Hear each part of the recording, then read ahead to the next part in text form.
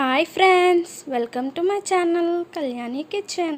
Hi friends, ఈరోజు మనము మామిడికాయ పులిహోర చేసుకుందాము. స్పెషల్గా శ్రీరామనవమి రోజు మామిడికాయ పులిహోర చేసి పెడతాము నైవేద్యం కింద.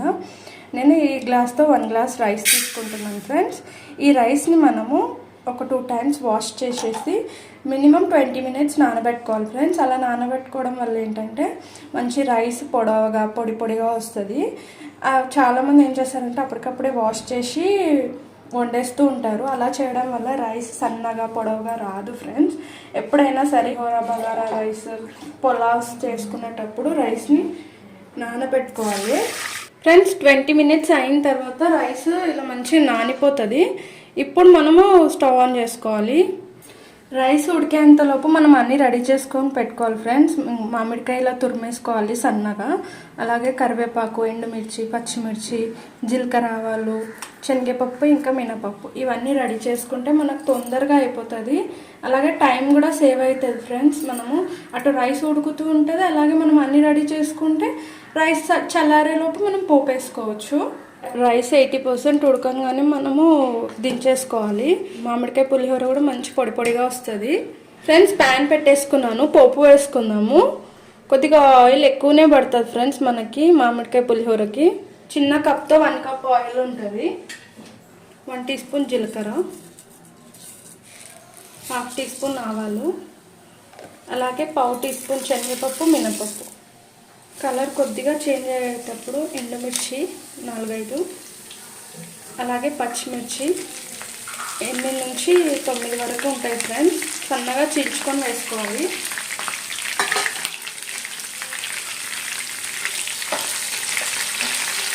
ఇవి లాస్ట్లో వేయొద్దు ఫ్రెండ్స్. ఎప్పుడైనా సరే పచ్చిమిర్చి మనం కొద్దిగా ఆయిల్లో ఫ్రై చేసుకుంటేనే మనకి పులిహోరలో తినడానికి బాగుంటాయి.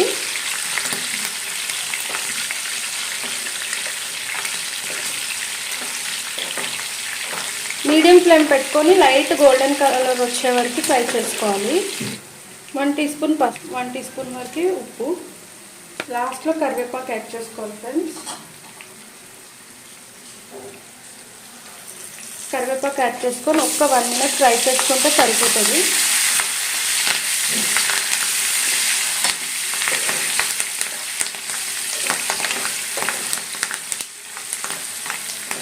చూడండి, మనకు లైట్ గోల్డెన్ కలర్ వచ్చేసింది పోపు. ఇప్పుడు లాస్ట్లో దించుకునే 1 మినిట్ ముందు మనము తురిమి పెట్టుకున్నాం కదా ఫ్రెండ్స్ మామిడికాయని, అది వేసుకోవాలి.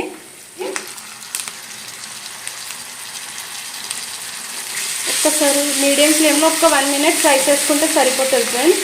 ఎక్కువసేపు పెట్టుకున్నా కానీ మనకి మామిడికాయలో పులుపు అనేది తగ్గిపోతుంది. జస్ట్ ఒక 1 మినిట్ ఫ్రై చేసుకోవాలంటే.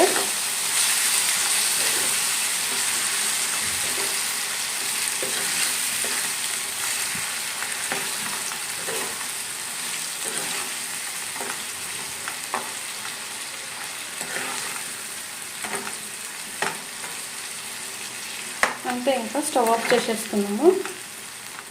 ఇప్పుడు మనం ఈ పోపు అంతా రైస్లోకి కలిపేసుకుందాము.